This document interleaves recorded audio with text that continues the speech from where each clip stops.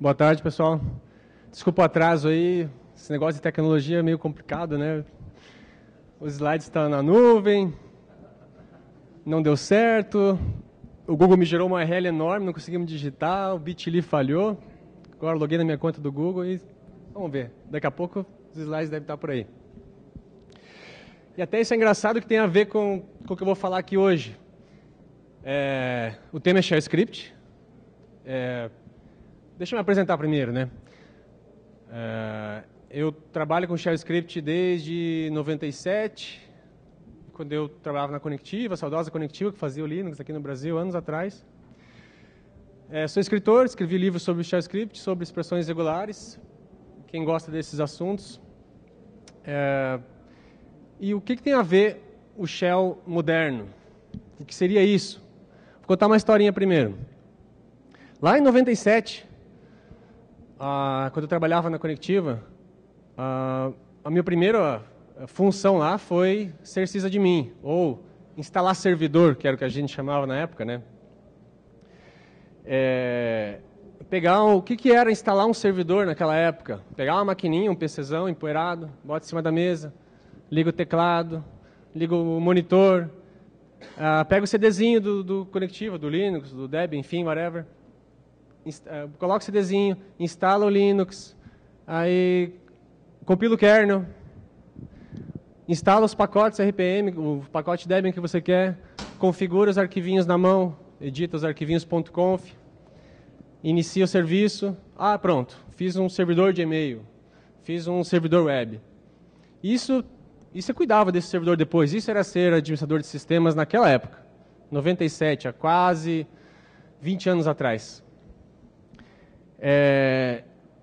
E para passar os slides daí, como é que faz? Tem um negocinho, não? Tá, pode passar, por favor, então.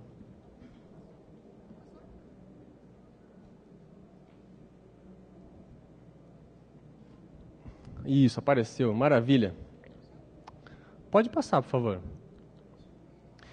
Então, só para ilustrar, né, naquela época a gente era muito a máquina física, né?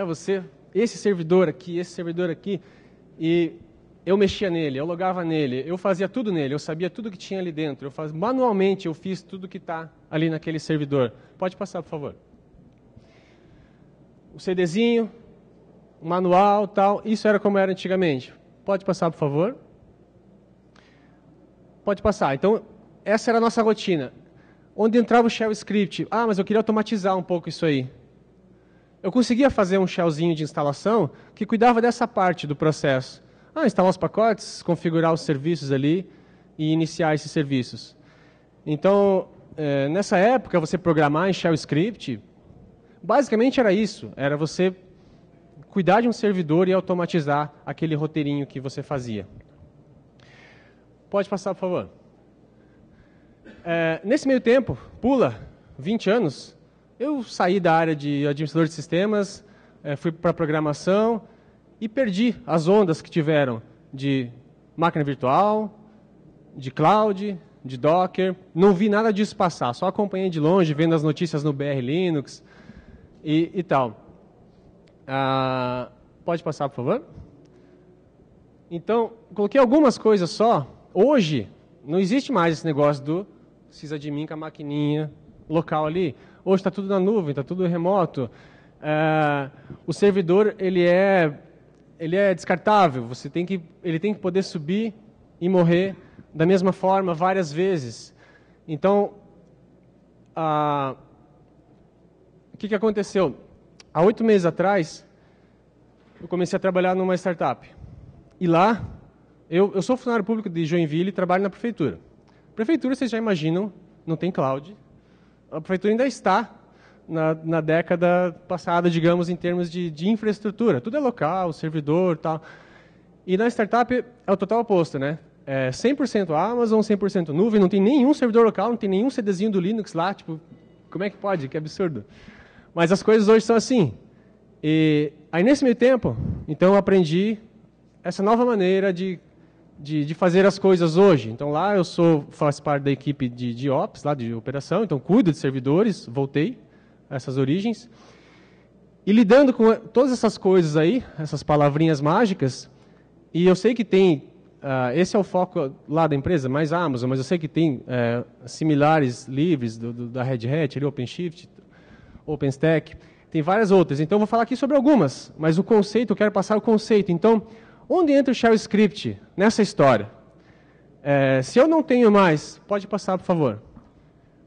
Se antes eu tinha o meu servidor, que eu cuidava, eu fiz, eu sei tudo que está ali dentro, com cuidado. Passa mais um, por favor. E hoje... isso era um GIF animado, que pena que não tocou. O cara está jogando as caixas ali. Hoje o quê? O servidor, ele é só um recurso que você liga, desliga, dispara quantos você quiser. Então você não pode mais fazer nada na mão, entrar lá e editar um .conf. Esse servidor vai morrer e vai lançar outro e você vai perder aquilo que você fez. Você precisa automatizar isso, você precisa que seja repetível. Esse servidor tem que lançar igual todas as vezes. Aí foram criadas aquelas ferramentas que a gente viu no slide anterior. E Shell Script agora, finalmente, onde que entra... Pode passar, por favor? Onde que entra o Shell nessa história? O Shell é um dos componentes que te ajuda a fazer esse servidor repetível, a você conseguir lançar um servidor do jeito que você quer. E depois que ele lançou, eu vou falar aqui mais sobre o foco assim, do desenvolvedor, do Ops direcionado ao desenvolvedor, tá? Que as ferramentas que o desenvolvedor geralmente precisa que está funcionando, para que o código dele saia do GitHub, do GitLab, e vá até a produção. E tem muito Shell nesse meio do caminho. Passa, por favor. O que acontece? Antigamente, eu quero fazer um Shell Script, eu vou programar em Shell Script, sei lá. Basicamente, eu tinha dois ambientes para rodar esse Shell Script. Ou eu estava na linha de comando, abro o VI, o Emacs, edito meu script e executo ele na linha de comando, ou jogo no crontab e ele vai ser executado. E o crontab, ele é um ambiente um pouquinho diferente, né? Ele não é igual. A execução do mesmo script nesses dois, ela é diferente. No cron você tem que definir o path do zero, não tem std in, std out ali, você não é interativo, né? Ele acontece automaticamente. Para onde que vai a saída? Vai para o arquivo de log, vai para o teu e-mail, dependendo como você considerar. Então, você tinha esses dois ambientes diferentes que você precisava se ligar. Não, se o meu script estiver rodando na cron, eu tenho que me lembrar de algumas coisinhas e tenho que trabalhar talvez um pouquinho diferente para que ele funcione legal. O que eu quero tentar mostrar aqui para vocês hoje é que isso aqui se expandiu. Você continua tendo a linha de comando, você continua tendo a cron. Mas você hoje programa em Shell Script dentro de ferramentas livres, de ferramentas proprietárias, de serviços, e mesmo às vezes sem perceber, você está programando em Shell Script no arquivo YML, num arquivo de configuração, e cada um desses ambientes tem suas próprias pegadinhas, seu próprio ambiente, como ele funciona, que você tem que conhecer antes de conseguir programar legal em Shell ali.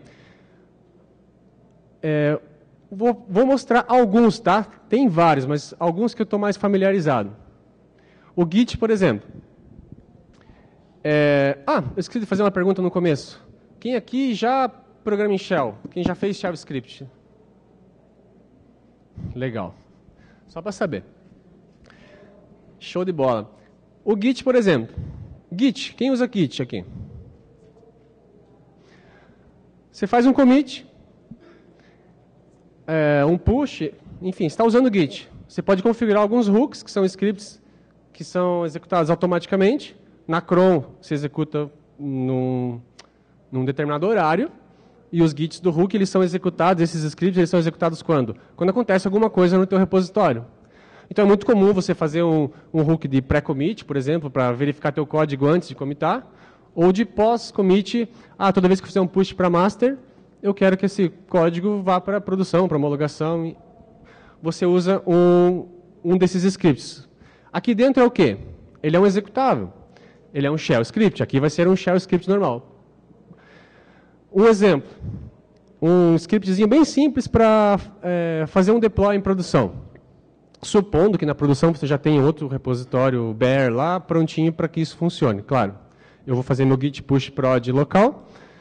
Esse commit vai lá para o outro repositório e esse script post receive, ele vai ser executado. E vai fazer o deploy em si, que é dar o checkout lá onde quer que esteja esse código. Isso é um shell script, ok? Mas ele tem algumas coisinhas. São detalhes do ambiente que eu preciso me preocupar, que se eu não fizer, não vai funcionar. Se não tivesse aquela linha set git dir ali, ele não vai funcionar esse script. E se não tiver aquela primeira linha com aquele eixo no final ali, eu também não vou saber direito o que está acontecendo. Então aqui a gente já está vendo um terceiro ambiente, que um shell script, é um shell script normal, mas ele está sendo executado num ambiente que, para mim, é estranho. Eu tenho que conhecer esse ambiente primeiro antes de sair trabalhando em cima dele. A primeira linha ali é para que ele qualquer erro ele aborte. Eu quero que ele aborte em qualquer problema que dê. O X é de debug, então ele vai me dizer cada linha dessa, antes de ele executar, ele vai me mostrar a linha que ele está executando. Por quê? Porque quando eu dou git push lá na minha máquina, a saída desse script ela aparece ali para mim, para eu saber o que está acontecendo. Então é importante que eu seja verboso, que eu diga o que está acontecendo. O "-x" me ajuda nisso. E se eu não der aquele unset naquela variável, não vai funcionar, porque ele está considerando o repositório que eu estou mexendo aqui como o repositório que o Git vai trabalhar em cima. Mas eu quero mexer naquele outro que está lá no apt repo foobar.git. Para que isso dê certo, eu preciso dar um unset nisso. Como eu descobri isso? Meu script falhou e eu fui lá no Stack Overflow até que eu achei a resposta. Como que eu sei que existe essa variável gitdir? Eu não sei. Esse é o ambiente de execução do hook. Não é o mesmo ambiente que eu estou executando a minha shell. Ele é um outro ambiente. Esse ambiente, será que é bash? Será que é shell? Não sei. Quais as variáveis de ambiente desse ambiente? Não sei. Eu tenho que descobrir. Já vamos ver como é que a gente faz isso. Continuous Integration. Então, hoje, eu faço meu código, faço o push do meu commit, e são rodados testes automaticamente em cima desse commit. Existem ferramentas para isso. Proprietária como o Travis e livre como o do GitLab. O que acontece?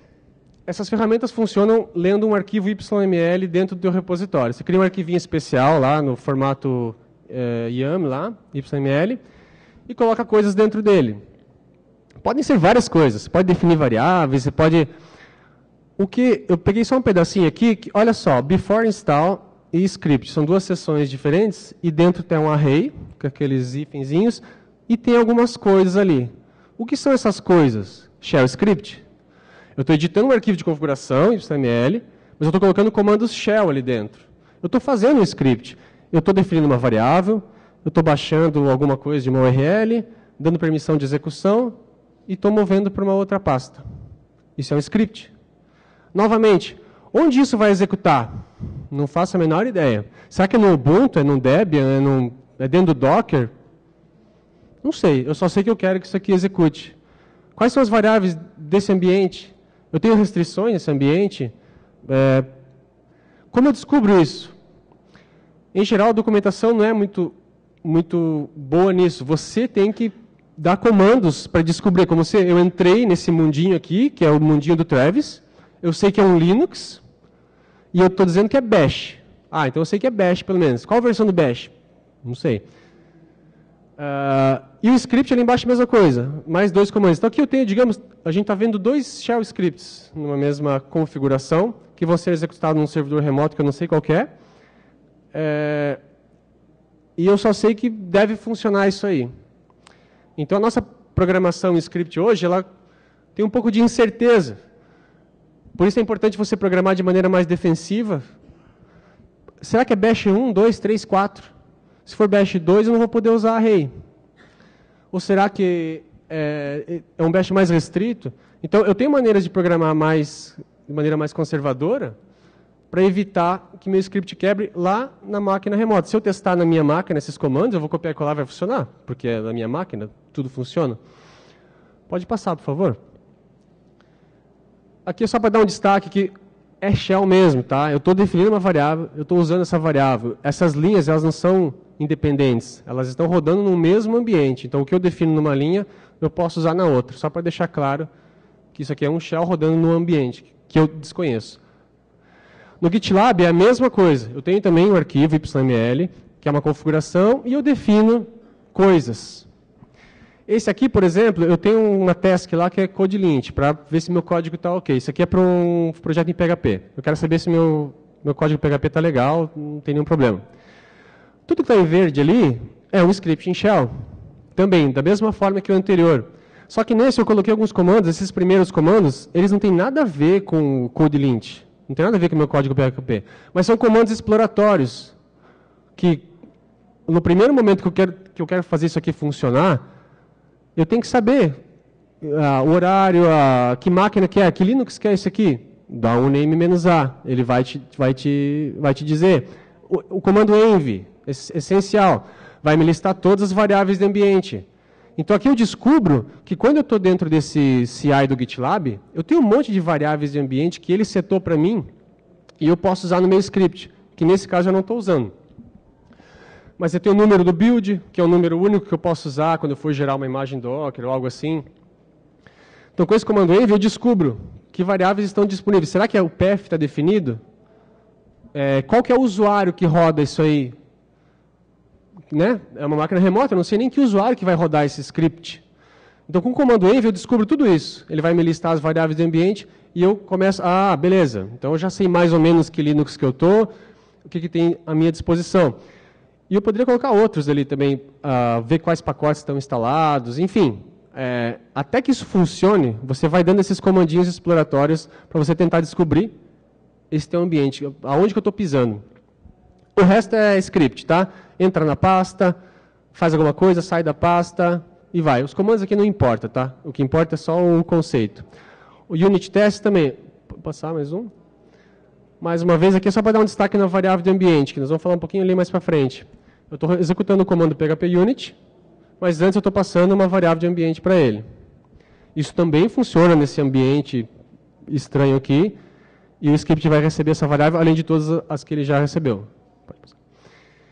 Mais um, Puppet, provisionamento. A gente estava falando de servidor, pode passar, servidores, né, repetíveis. Eu preciso de uma ferramenta de provisionamento, Puppet, Ansible, Chef, tem várias. Essas ferramentas, dentre várias coisas que você pode dizer lá, você também pode executar, comando exec nesse caso, um shell, um comando, alguma coisa. Tá? Poderia ser mais de um comando, com ponto e vírgula. Aqui eu entrei no modo shell, digamos. Eu estou lá no Puppet, eu defino várias coisas, mas aqui eu entrei no modo shell. Estou executando um shell script. Então, um comando, redireciona para um arquivo. E aqui já é uma coisa um pouco... Mesma coisa. Esse comando vai ser executado no meu servidor. Então, pelo menos eu sei aonde que vai ser executado esse comando. Mas quem vai executar ele é o Puppet.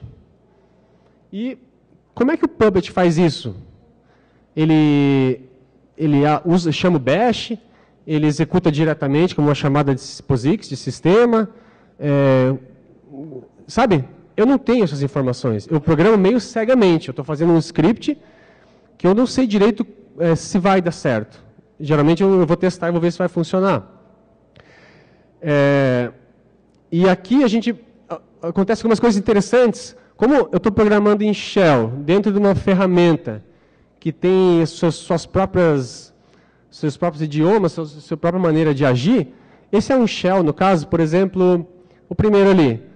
O comando Shell que eu quero executar é o que está em amarelo. Mas ele tem uns condicionais embaixo. Eu estou setando o path, então esse comando nem precisava nesse caso, né, porque ele passou o path completo no comando. Eu estou dizendo que para executar esse comando, o path, né, onde ele vai procurar os binários do sistema, é só o srbin, sbin e bin, só, mais nada. Então eu estou setando o path. Não, isso aí beleza. E unless, ou seja, só execute esse comando se esse outro comando, então shell de novo, esse outro comando que eu passar não for true, não der certo, digamos. Então, que legal, então eu consigo eu poderia implementar essa lógica em shell, fazer um if em shell, mas o Puppet me dá mecanismos para eu fazer isso de outra maneira, talvez mais fácil de ler, ou ali embaixo. Eu estou dizendo que esse outro comando, o creates ali do meio, cria um var tmp myfile. Se esse arquivo já existir, esse comando não vai rodar. Então, mais uma vez, é um if. Aí você tem que entender o Puppet, o funcionamento dele, e essas ferramentinhas, para que o teu comando que você quer executar no teu servidor remoto funcione. Então, mais um exemplo de estou programando em Shell, mas eu preciso saber várias coisas além para que esse troço funcione direito. Jenkins, mais uma ferramentinha que bastante gente usa. Esse eu só botei um screenshot. No Jenkins, é uma interface web. Então, a gente já viu o Git, a gente já viu editar um YML, o Puppet é um arquivo no formato dele, tem a DSL dele. Agora é um outro. Dentro do Jenkins, aonde você programa em Shell? Dentro de um text area do HTML, sem sintaxe highlight, nada. A versão 2 agora até veio, né, sintaxe highlight, mas eu acho isso absurdo. Mas tipo, eu estou programando em Shell dentro de um text area no browser, sem testar, sem nada, sem checar a sintaxe. Mas é a mesma coisa. Aquilo ali é o Shell Script. Ali dentro tem comandos Shell. E mais uma vez, que ambiente isso vai ser executado? Em qual servidor? É dentro de um Docker? É dentro do Linux normal? Quais as variáveis de ambiente que eu tenho disponíveis nesse meu shellzinho? Eu posso criar argumentos para esse job? O Jenkins, para quem não conhece, ele é um cron tab bombado. Eu defino, né, em termos simples, eu defino um job, um script, eu quero rodar esse script que eu criei ali embaixo. Eu posso dizer para ele rodar determinado horário, ou eu posso dizer, não, é manual. Eu aperto um botão que vai dizer roda esse script. Eu também posso dizer, na telinha aperte um botão, eu quero que o usuário ainda dê mais alguns argumentos lá, especifique qual o nome do projeto, enfim, argumentos para esse script. Então, quando eu crio esses argumentos dentro do Jenkins, na interface gráfica dele lá, essas variáveis, esses argumentos que eu criei, também estão disponíveis como variáveis de ambiente, aonde esse script vai rodar. Então, eu não consigo testar isso local. No meu ambiente, na minha máquina, não tem essas variáveis, não é o mesmo ambiente. Mas eu tenho que saber e confio que quando isso aqui rodar, lá, vai ter essas variáveis de ambiente disponíveis. E eu uso ela dentro do meu script. O que torna bem mais difícil de você testar esse tipo de coisa na tua máquina. Você acaba testando direto na ferramenta, tentativa e erro, uma hora funciona, beleza, passa para frente. E, por fim, o Docker, pode passar. Docker aqui, quem que usa? Ok. Pouca gente. Então, o Docker, o que a gente está vendo aqui é um Dockerfile. É um arquivo que é uma receitinha, é uma receita de bolo, tá? O Docker ele vai gerar no fim uma imagem de algo, de um aplicativo, um sistema. E, só um pouquinho.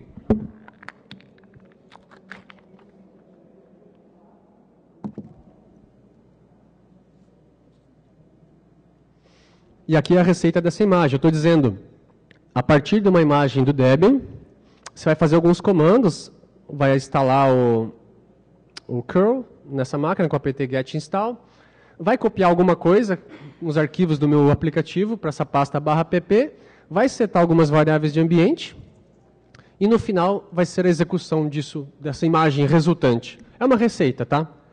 Só que isso aqui é shell script. Não parece, mas isso aqui é um shell script. Quer ver? Passa para o próximo, por favor. Mais um. Então, a linha run, o comando run, a configuração run, executa um comando diretamente. Então, aqui eu estou dizendo um comando, o mesmo que eu digitaria na linha de comando. Posso conectar vários comandos com e-comercial, com ponto e vírgula. Posso fazer o que eu quiser. Então, aqui são comandos executados em sequência. Como se eu estivesse dentro de um script. Posso ter vários runs. Então, comandos, beleza. Pode passar. Isso aqui são coisas do Docker, tá? Copy workdir. Mas o que é isso? Passa mais um, por favor. Isso é a mesma coisa que eu fazer esses dois comandinhos em shell. É a mesma coisa, tá? Eu só estou dizendo de um jeito diferente. Mas o que eu fiz? Eu entrei lá, defini uma variável Debian não sei o quê, dei um run apt-get, sequencial. Em seguida, eu copiei alguma coisa, dei um cp, depois eu dei um cd, entrei numa outra pasta, eu estou fazendo um script, eu estou programando em shell, só que usando a linguagem do Docker lá.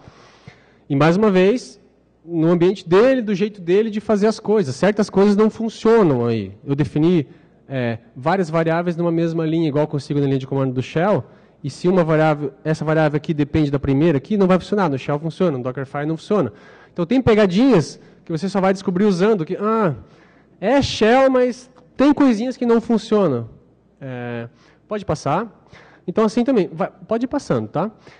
Variáveis, estou definindo variáveis, mesma coisa, só dizendo de uma maneira diferente. E o final, que é um pouco mais chatinho de entender, esse negócio do entry point e o CMD do Docker, mas eu estou definindo duas maneiras diferentes de chamar essa imagem que eu gerei. Com argumentos que eu quero, ou se eu não passar nenhum argumento, ele vai chamar o menos help automaticamente. Então, eu consigo traduzir esse script, esse Dockerfile inteiro, para um único shell script. Eu consigo traduzir. Mas ele é um Dockerfile. Ele é outra coisa. Então, para quem usa Docker, você é acostumado a fazer dessa forma.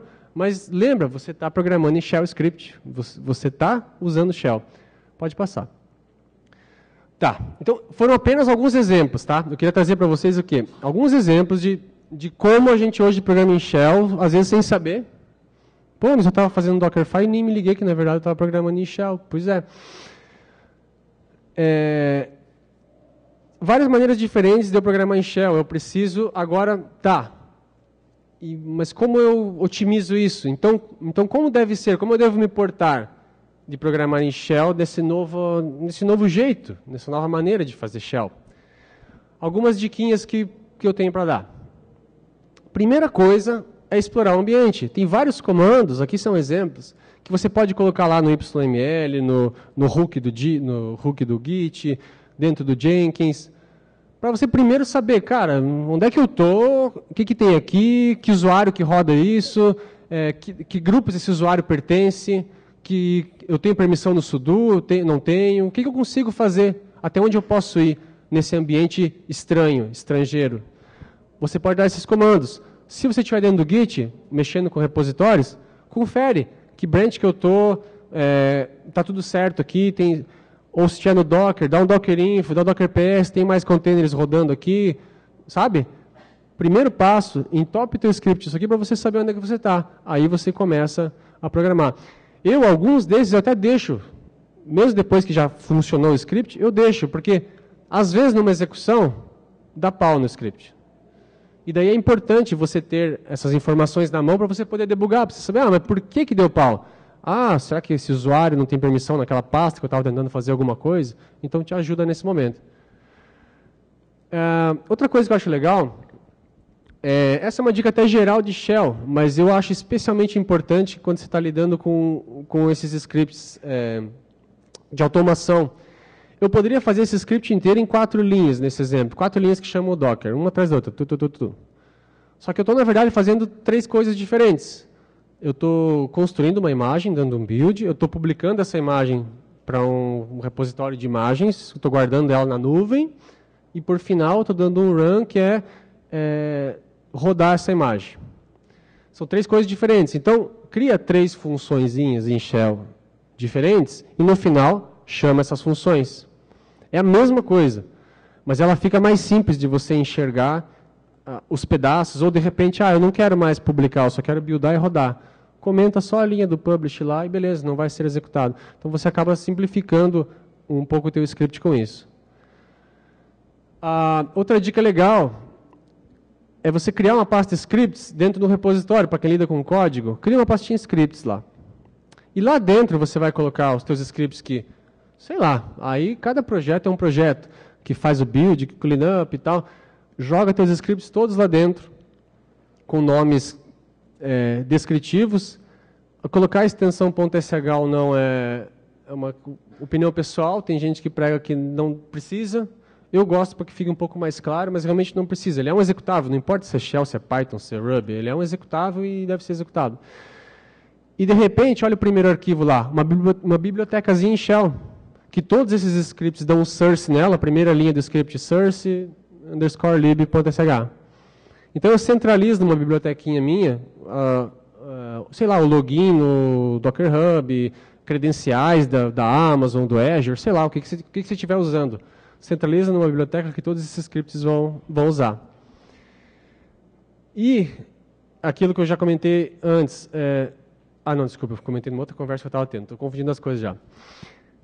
Shell, programar em Shell, pode ser BinSH, pode ser Bash, pode ser KSH, pode ser ZSH, tudo é Shell, mas são incompatíveis entre si. 10? Então, O Puppet lá, é Shell, é Bash ou é SH? Não sei.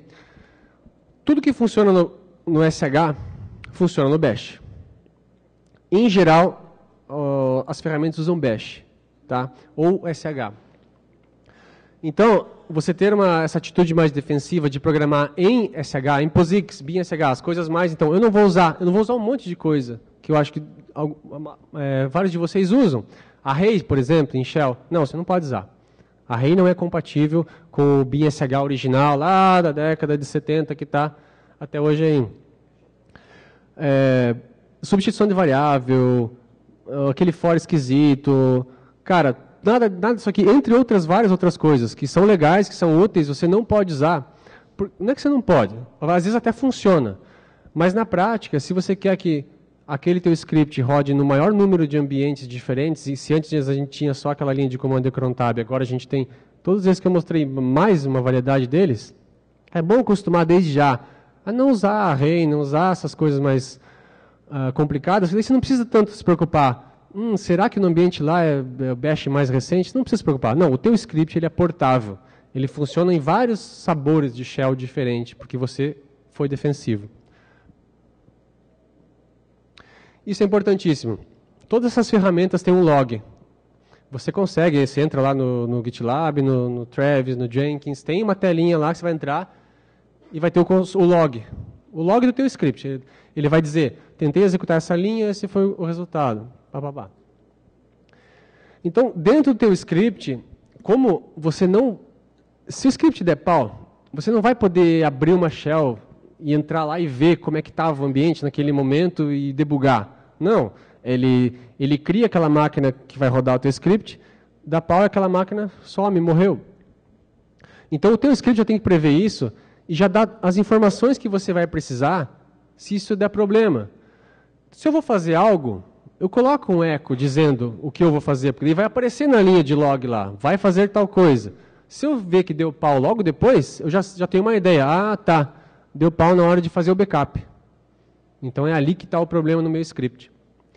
E se eu vou fazer uma cópia, ou qualquer coisa que tenha um comando, o "-v", o verbose, que me diga que durante aquele procedimento eu também tenha mais informações, vai que deu pau ali acabou o espaço em disco e aquele primeiro CP falhou. E é importante para mim saber quais arquivos ele conseguiu copiar e quais não. Se você não colocar o "-v", você não vai saber. Ele vai dizer, deu erro no CP. Colocou o "-v", ele vai mostrar um por linha todos que eles estão copiando e você vai saber exatamente qual foi o último que deu certo antes de dar o erro. E colocar a data também, em geral as ferramentas têm, mas se não tiver, coloca a data, até para você ter uma ideia, quando começou, quando terminou. Como a gente está falando, a gente fala muito de variáveis de ambiente, tá? É importante que dentro do teu script, coloca as tuas variáveis em minúsculo, sempre. E só deixa maiúscula, eu sei que tem gente que adora botar maiúscula para tudo, mas deixa maiúscula só para as variáveis de ambiente. As variáveis que estão no ambiente, que vêm lá, setadas pelo Jenkins, setadas pelo Travis, pela ferramenta, para você saber certinho. Pô, essa variável aqui, só de olhar para ela, o nome dela, eu já sei, tá, essa variável Travis, ou S-name, ou build ID, não, ela não é minha, não sou eu que estou definindo ela. Ela já existe no ambiente que esse script está sendo executado. Então, essa padronização ajuda. E conhecer as variáveis do seu ambiente. Então, se eu vou usar o GitLab CI, eu vou na documentação dele, ou vou dar aquele comandinho env, e vou ver quais são todas. Aqui é só um pequenino exemplo, tá? São todas as variáveis que esse cara seta no meu ambiente, que são as variáveis que eu vou usar dentro dos meus scripts. Então, é importante você saber quais são elas e o que significa, o que tem dentro de cada uma delas. Outra dica legal, você usar, já que essa maneira de fazer as coisas depende muito de variáveis de ambiente, faça o teu script ser assim também. Você pode fazer a primeira linha ali em vermelho. Eu tenho um script e eu passo argumentos para ele. Lembrando que argumentos posicionais é sempre uma má ideia, tá? Eu faria uma opção de linha de comando, alguma coisa para isso ficar mais robusto, mas só para a gente exemplificar aqui mais fácil. Eu posso fazer da primeira maneira, eu posso fazer da segunda. São equivalentes. A diferença é que na primeira eu tenho que saber a ordem, o que é o primeiro, o que é o segundo, o que é o terceiro. E na segunda, eu estou usando variáveis de ambiente. E dentro do meu script, eu uso variáveis de ambiente diretamente. Eu não preciso fazer um parser para eu saber quais são os argumentos que eu recebi e tal. Não, usa a variável de ambiente. Eu sei que esse script vai receber uma variável chamada branch quando ele for chamado. E eu posso verificar antes. Se não existir a variável branch, existe, já vai embora. Então, você simplifica o teu script usando também as variáveis de ambiente, em vez de usar opções de linha de comando ou argumentos. E o mais legal aqui, essas ferramentas em geral, esses ambientes novos em geral, eles operam no modo strict, no modo... O que é isso? Qualquer erro que der, teu script tem 20 linhas. Se der normalmente o shell script que se executa na linha de comando, se der um erro na linha 5, ele continua, ele vai para 6. Se deu um CD numa pasta que não existe, tudo bem, esse comando falhou, ele vai para o próximo. E sai executando, ele vai sempre até o final. Nessas ferramentas, em geral, o primeiro erro que dá, ela aborta a operação. Então, você pode emular isso nos teus próprios scripts, fazer que isso aconteça também. Não, eu quero ser mais estrito, eu quero ter essa experiência nos meus scripts também. O primeiro erro que der, se eu tentar entrar numa pasta e ela não existe, eu já saio do meu script, porque eu não vou mais conseguir fazer o que eu queria fazer naquela pasta, porque eu já não estou mais dentro daquela pasta. Como é que você liga isso? Lá no topo do teu script, você coloca esse set "-e". Então, eu estou passando várias opções para o set, "-e", "-u" e "-o pipe fail", que é uma coisa só. Está ali descrito o que faz cada uma delas, mas a ideia é essa. O meu script ele sempre roda no modo estrito, no modo assim, qualquer erro, eu vou abortar a operação. Se eu tentar dar um eco numa variável que não existe, vai dar erro, que é outra coisa que em Shell normalmente não dá erro nenhum. Tudo bem, uma variável que não existe, beleza. Pode passar para o próximo, por favor. E só a pegadinha, se você ligar esse módulo nos seus scripts, tem vezes que você... Não, tudo bem esse comando falhar. Tudo bem, esse comando especificamente pode falhar. Eu não quero que o script aborte se esse comando der pau. Então, você pode botar um pipe true ali no final do comando. Então, beleza, esse, tudo bem. E se você for referenciar uma variável que pode estar vazia, você tem que fazer aquela magiquinha ali do echo, que está em verde, que essa construção do shell diz, se essa variável não tiver setada, não tiver conteúdo, troque ela expanda ela para o que quer que venha depois do hífen. Como eu não coloquei nada depois do hífen, ela está expandida para uma string vazia. Então, na prática, eu volto o funcionamento como se eu não estivesse usando esse modo estrito. São assim, as duas pegadinhas que tem quando você começa a usar esse modo nos seus scripts. Eu passei a usar isso nos meus scripts, e hoje eu prefiro muito mais que seja assim, tipo, no meu script é para ir certo do começo ao fim. Qualquer erro que der no meio, eu quero que ele aborte, porque algo deu errado. Eu vou ter que tratar isso no script. Pode passar. E, por fim, ligar o debug.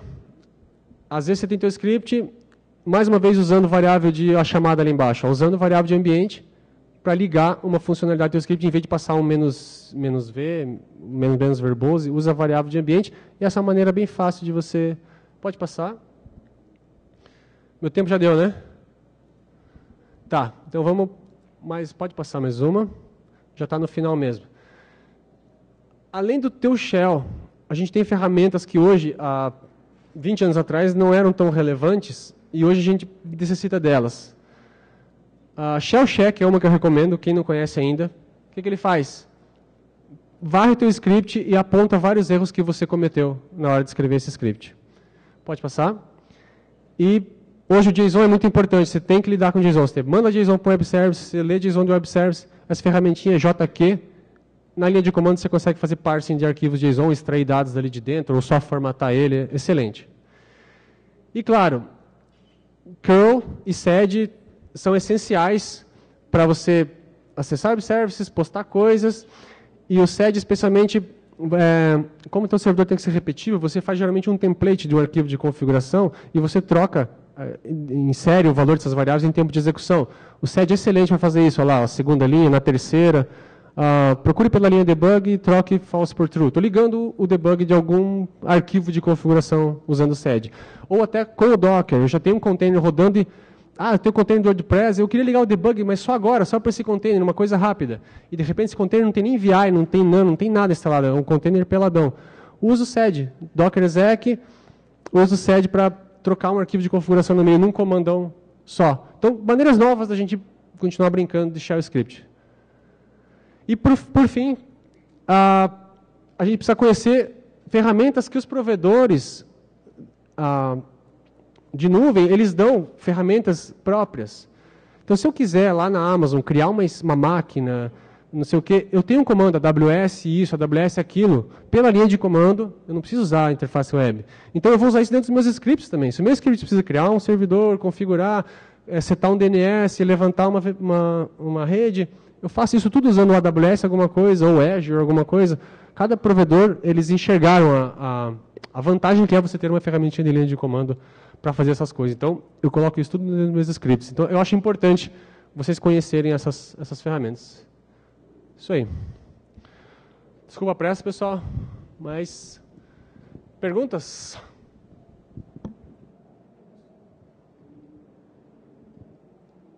Nós temos 2 perguntas e depois está liberado aqui o microfone para a plateia perguntar algo para o Aurélio, tá? Só levantar o braço que eu chego até vocês.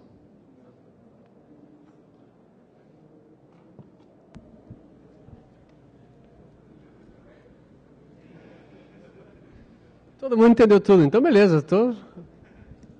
Isso é pergunta? Yes, yes. Sim, vou disponibilizar no qual que é? Deck Slider, nem lembro o nome do site também. Sim, pessoal, antes de acabar, não tem mais nenhuma pergunta mesmo? Tudo certo? Vai ter agora ali fora uma sessão de autógrafos, para quem quiser, para quem gosta desse tipo de coisa. Tá à venda meus livros ali na lojinha do Fizzly. E vou estar ali agora, eu até quiser bater um papo sobre isso aí, ou sobre outras coisas também, estou por aí disponível. Beleza?